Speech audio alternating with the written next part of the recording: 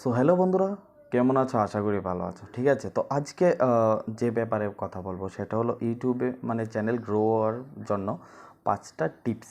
ঠিক আছে, তো 5টা টিপস দেবো তোমাদেরকে যে কিভাবে চ্যানেল গ্রো করে এবং চ্যানেল র্যাঙ্কিংয়ে থাকে আর কি। ঠিক আছে, তো সেই ব্যাপারে বলতে তো আজকে আমরা এই ভিডিওতে কথা বলবো। ওকে, তো ভিডিওটা শুরু করি কোনো দেরি করে।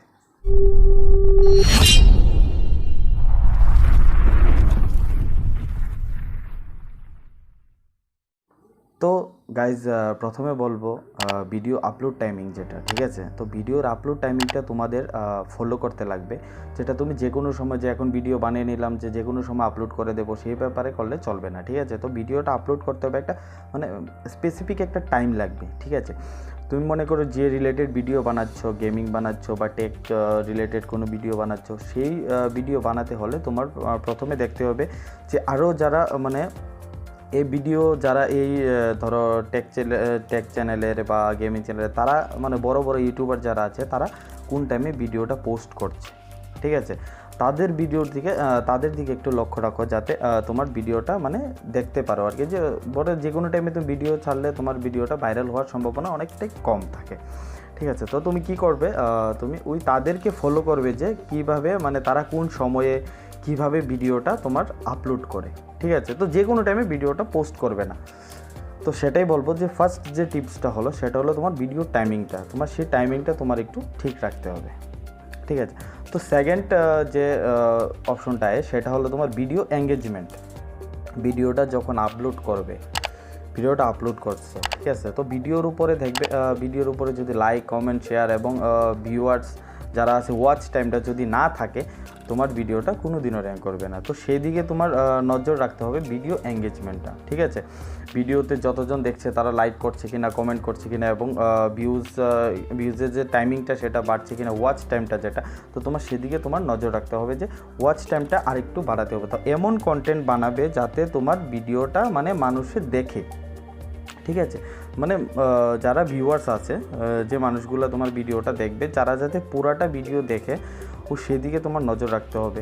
ঠিক আছে, তো ভিডিওটা তোমার মেন হলো তোমার এঙ্গেজমেন্টটা। ঠিক আছে, তো ভিডিও এঙ্গেজমেন্টটা যদি না থাকে, তোমার অনেক অসুবিধা হয়ে যাবে ভিডিওটা র্যাঙ্কিং করার জন্য বা তোমার ভিডিওটা ভাইরাল হওয়ার ক্ষেত্রে। ঠিক আছে, তো আমার এখন 2 নাম্বার শেষ হলো। তো 3 নাম্বার হলো তোমার ভিডিও স্টার্টিংয়ের যে ইন্ট্রোটা। তুমি ভিডিও স্টার্টিং, অনেকে কী করছে যে ভিডিও স্টার্ট করছে, ভিডিও স্টার্টিংয়ে তোমার ইন্ট্রো দিয়ে দিচ্ছে, please like, share and subscribe and এই সেই কত কিছু তোমার করছে। তো সেই ব্যাপারে একটু নজর রাখবে, যখন তুমি ভিডিওটা আপলোড করবে, তখন যদি তুমি ভিডিও স্টার্টিংয়ে যদি তুমি মনে করো লাইক, শেয়ার, সাবস্ক্রাইব এগুলো বলো, তাহলে ভিউয়ার্সরা কী করে, ভিডিওটা স্টার্টিংয়ে এইসব দেখে ভাবে যে কী করছে, প্রথমেই এগুলা করছে। তো ভিডিওটা ফার্স্টে তোমার ভিডিওটা এখানেই ওয়াচ টাইমটা তুমি এঙ্গেজটা তোমার এখানে কমে যাবে। ঠিক আছে, তোমার ভিডিওটা পুরোপুরি কেউ দেখতেই যাবে না। ঠিক আছে, তো তুমি যদি ওই জায়গাটাতে একটু লক্ষ্য রাখবে যে তোমার ভিডিও স্টার্টিংয়ের যে ইন্ট্রোটা, ফার্স্ট অফ অল কী করবে, ভিডিওটা যখন স্টার্ট করবে, ভিডিও স্টার্টিংয়েই, ঠিক আছে, ভিডিও স্টার্টিংয়ে তোমার যে মেন যে টপিকটা, সেই টপিকটা আগে তোমার এখানে দিতে লাগবে। ঠিক আছে, মেন টপিকটা সম্বন্ধে তুমি আগে কিছু বলবে, বা তুমি গেমিং চ্যানেল হয় বা যা কিছু হয়, তোমার ভিডিও স্টার্টিংয়ে তোমার সে সম্বন্ধে আগে কথা বলতে হবে, তারপরে তোমার ইন্ট্রো দাও। মিনিমাম ধরো না 30 সেকেন্ড টু 1 মিনিট, আমার মনে হয় যে এতটুকু 30 সেকেন্ড, মিনিমাম 30 সেকেন্ড তুমি ভিডিও সম্বন্ধে আগে তোমার ভিডিওটা, যে রিলেটেড ভিডিওটা বানাচ্ছ সেই রিলেটেড কথাগুলি আগে সেরে নাও, তারপরে তোমার ইন্ট্রোটা দেবে, তারপরে তুমি বাকি ভিডিওটা করো। সেটা করলে খুব ভালো হবে। ঠিক আছে, তো সেটা হয়ে গেলো তোমার 3 নাম্বার টিপস। তো তোমার 4 নাম্বারে যেটা আসছে, সেটা হচ্ছে তোমার ক্লিকেবল কন্টেন্ট বা থাম্বনেলস। ঠিক আছে, ক্লিকেবল যেটা হলো সেটা হলো তোমার কন্টেন্ট। তোমার এমন কোনো উল্টাপাল্টা কোনো কন্টেন্ট বানালে তোমার দেখবে না, মানুষ তো আর পছন্দ করবে না। তো তোমার কন্টেন্টের যে ভিডিওটাই বানাবে, সেই ভিডিওটার যে তোমার টাইটেলটা থাকবে, সেটা তোমার অন্যান্য ইউটিউবাররা কী করছে সেই রিলেটেড তোমার আগে দেখতে লাগবে। ঠিক আছে, যে কোনো তোমার নিজের মতো থেকে তুমি একটা টাইটেল দিয়ে দিলে, কিন্তু সেই টাইটেলটা তোমার কেউ দেখলো না, বিকজ কেউ দেখছে না এই রিলেটেড কোনো ভিডিও, তো তোমার ভিডিওটা কোনো দিনও র্যাঙ্কিং করবে না। তো সেই দিকে তোমার নজর রাখতে লাগবে যে তোমার যে টাইটেলটা থাকবে সেই টাইটেলটা যাতে তোমার মানে সার্চেবল, যাতে কোনো ইয়ে থাকে আর কি, টাইটেলটা থাকে। এবং থাম্বনেলের যে ব্যাপারটা, অনেকে কী করছে যে থাম্বনেলটা অনেক রকমভাবে থাম্বনেল রেডি করছে, ঠিক আছে, খুব হাই গ্রাফিক, যে মনে করছে যে আজকে ভিডিওটা পোস্ট করলাম, খুব ভালো একটা থাম্বনেল দিলাম, খুব ভালো একটা ভিডিও ক্রিয়েট করলাম, সেটা আপলোড করে দিলাম, বাট হবে না।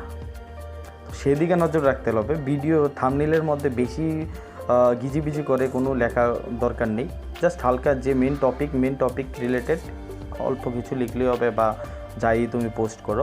থাম্বনেল এবং তোমার টাইটেলটার দিকে খুব ভালো একটা নজর দিতে লাগবে, ঠিক আছে।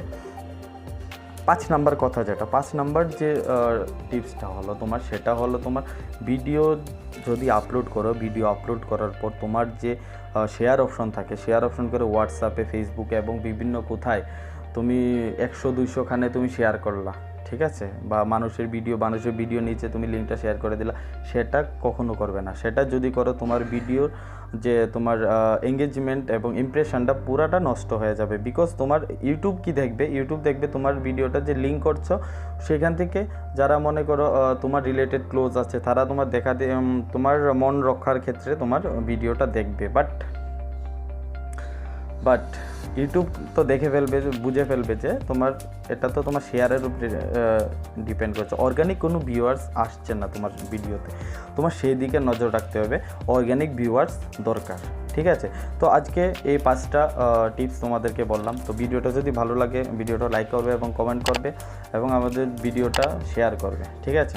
তো লাইক করতে বলবে না গাইস। তো আজকের জন্য এতটুকুই। তো নেক্সট অনেক কিছু নিয়ে আসছি ভিডিওতে, তো তোমরা চ্যানেলটা সাবস্ক্রাইব করে যাবে। Thank you so much.